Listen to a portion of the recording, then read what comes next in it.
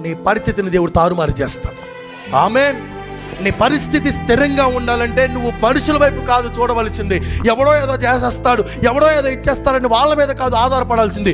బండ అనే క్రీస్తు మీద ఆధారపడ్డావు అనుకో, నిన్ను వద్దనుకుని వాళ్ళు నీ దగ్గరికి వచ్చేస్తారు. ఆమేన్. నీ విరోధులకు దేవుడు విరోధి అవుతాడు, నీ శత్రువులకు దేవుడు శత్రువు అవుతాడు, నీ మిత్రులకు దేవుడు మిత్రువు అవుతాడు. హల్లెలూయా, హల్లెలూయా.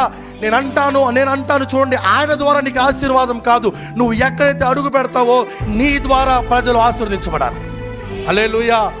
ఆయన ద్వారా ఆశీర్వాదం కాదు, ఆయన ఖచ్చితంగా ఆశీర్వాదం ఇస్తాడు. నీ ద్వారా ఆశీర్వాదాలు ఆశీర్వదించే వ్యక్తిగా నువ్వు ముందుకు వెళ్ళాలి. ఆమేన్. నీ ద్వారా ఆశీర్వాదాలు బయలుదేరాలి. హల్లెలూయా. బయలుదేరతాయా?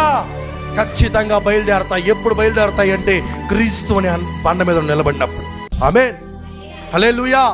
ఇప్పుడు మోషేకు అహరోనుకి ఏది ఆధారం అవుతుంది? బండ. ఆ బండే లేకపోతే